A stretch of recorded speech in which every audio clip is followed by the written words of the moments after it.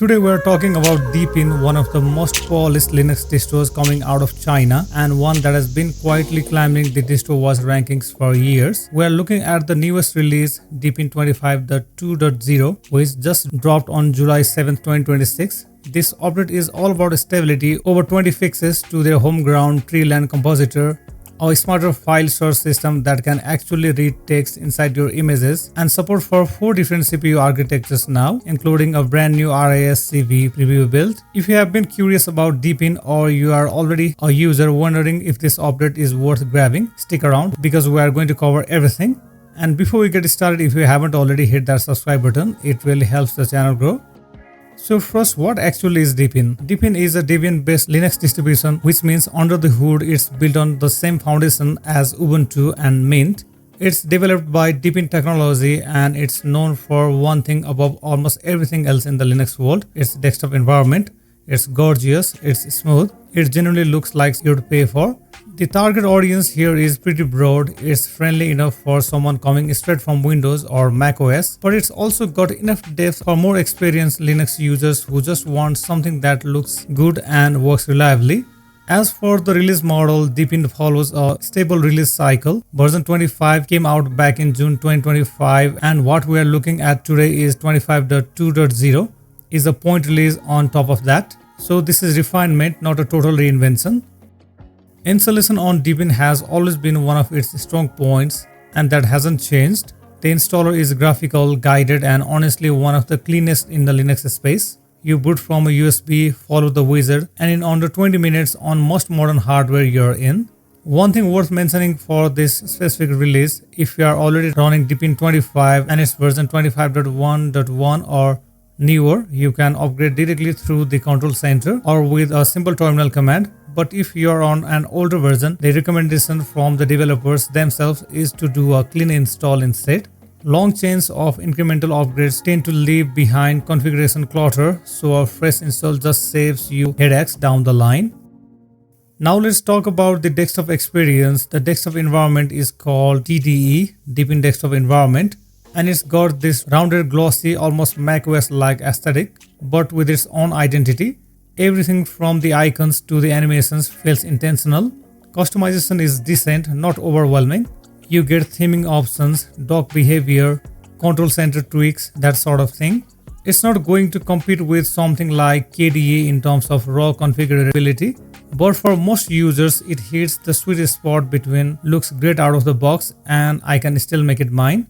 In terms of smoothness, this release specifically targets that. The taskbar now splits icon per window, so if you have got open with its main window or mini program and a file transfer window, each one shows up as its own distinct icon instead of clumping together. Multi-monitor support has also gotten better with the new splicing mode that lets you combine several physical screens into one continuous logical display. Great if you are doing presentations or running dashboards. As for pre-installed apps, you get the usual suite: file manager, terminal, image viewer, music and movie player, mail client, all developed in-house with that same consistent design language. Installing new apps is also straightforward through their app store, and yes, Flatpak, Snap and AppImage are all supported if you want to go outside the native ecosystem. Under the hood, Deepin uses apt as its package manager since it's Debian based, so anyone coming from Ubuntu or Mint will feel right at home. This release ships with kernel branches 6.6 and 6.18, giving you a choice between long-term stability and something a bit current. In terms of stability versus bleeding edge, Deepin leans stable. This isn't a rolling release distro chasing the newest package every week. It's built for reliability, and 25.2.0 doubles down on that with a long list of backend fixes to security libraries like OpenSSL, OpenSSH and curl. Performance-wise, Deepin has always been a bit heavier than something like XFCE or a minimal Fedora spin, simply because of all the visual effects and services running the desktop experience. Boot speed is solid on modern hardware.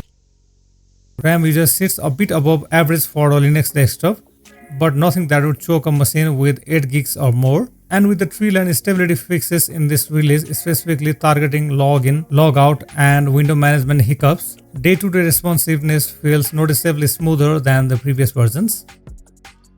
Now let's get into what's actually new in 25.2.0 because there's a lot packed in here. The biggest one for me is the new AI-powered image search. You can now search your local images by the text that's inside them. Think screenshots, scanned documents, posters. The file manager will actually surface matching text snippets and highlight the keywords in the results.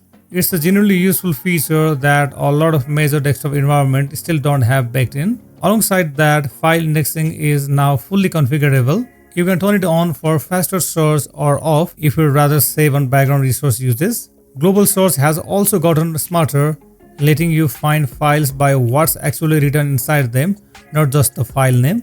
Then there's Treeland, Deepin's own Wayland compositor, which has received over 20 stability fixes in this release alone, covering everything from login and logout behavior to focus switching and multitasking view.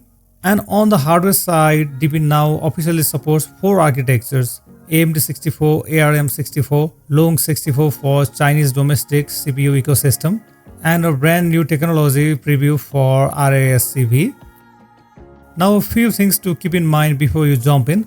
Since this is largely a stability refinement release, don't expect a dramatic visual overhaul. If you are already familiar with Deepin 25, the core experience will feel very familiar. Also, some of Deepin's more advanced AI features ecosystem integrations like claw mode for messaging apps are clearly tailored toward users in the Chinese app ecosystem, so international users might not get as much value out of every feature. Deepin has always been a bit heavier than something like XFCE simply because of all the visual effects and services running the desktop experience. RAM usage sits a bit above average for a Linux desktop, and if you are planning upgrading from an older release, remember that a clean install recommendation, skipping it could leave you with a less stable system. So final thoughts, Deepin 25.2.0 is exactly what it says on the tin, a focused, meaningful stability update. Treeland is more reliable, file search is generally smarter with that AI image search feature, and the desktop experience keeps getting more polished with every release. If you want a Linux distro that looks stunning out of the box, runs smoothly, and doesn't require you to tinker under the hood constantly, Deepin is one of the best options out there right now. It's a great fit for newcomers switching from Windows or macOS. It's mature enough now to satisfy long-term Linux users who just want something dependable and beautiful.